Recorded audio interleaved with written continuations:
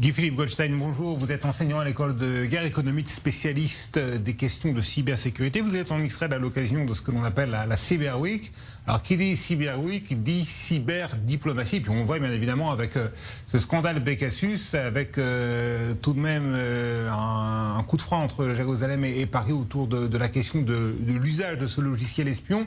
Mais il y a également une coopération réelle entre les deux pays. Bien sûr, c'est une coopération très forte entre la France et Israël, mais aussi des partenaires de la France, dont l'Allemagne. Il y avait une très grande délégation allemande à Cyber Week, et puis des pays comme la Grande-Bretagne, le Canada, les États-Unis, la République tchèque. Tous ces pays-là qui étaient représentés pour Cyber Week, et la France qui aurait dû être là. Oui, il y a eu ce coup de froid. Mais je voudrais signaler le message qu'a fait passer Guillaume Poupard. Guillaume Poupard, qui est le patron de l'ANSSI. L'ANSSI, c'est l'agence de cybersécurité civile, qui est le pendant de ce qu'on a en Israël avec l'INCD de Igaluna. Et Poupard, dans un texte paru sur LinkedIn il y a 24 heures, a parlé, ça c'est une première pour les Français, d'une attaque qui venait de la Chine, et c'est une première pour les Français d'attribuer cette attaque à la Chine, et a dit dans le même texte, et ça, cette attaque chinoise, c'est plus important que les affaires de bourricots volants. Et les bourricots volants, on voit ce que c'est, les chevaux ailés, et on voit très bien à quel élément ça fait référence. Donc, ça veut dire quoi? Excusez-moi, je suis peut-être trop ignorant en la matière, mais moi-même, j'ai du mal à saisir quelle est la référence. Un bourricot volant, un cheval qui vole, c'est l'histoire de Pégase. Donc, on voit le lien avec le fameux logiciel, on comprend mieux. Donc, il y aura des enquêtes qui vont se passer, c'est ce qu'a annoncé Benny Gantz, c'est ce qu'on annonce en France de la part du Premier ministre Jean Castex.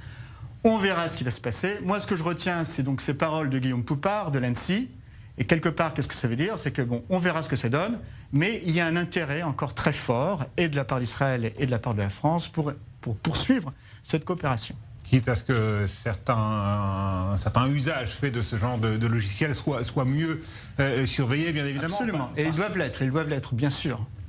Parce que c'est parfois, on l'a vu avec le Maroc et d'autres pays, utilisé d'une manière assez peu reluisante.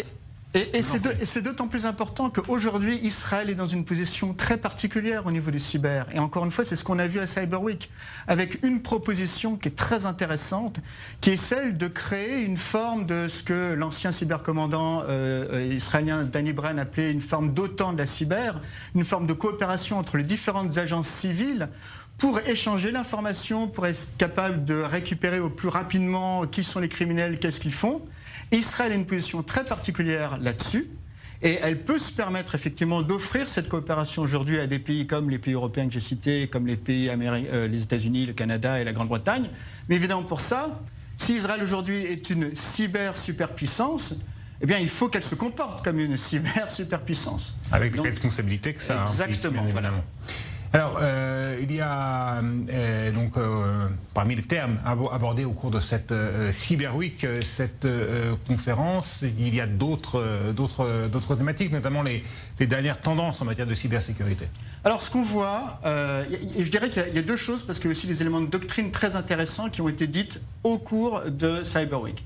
Alors, ce qu'on voit de manière très générale, c'est le développement de tout ce qui est intelligence artificielle dans la cyber, et donc on passe de plus en plus dans un environnement qui était un petit peu manuel avec beaucoup de talent humain, qui était là pour opérer les choses, avec de plus en plus d'automatisation. Automatisation dans l'identification des problèmes, et puis automatisation même dans quelques éléments de remédiation.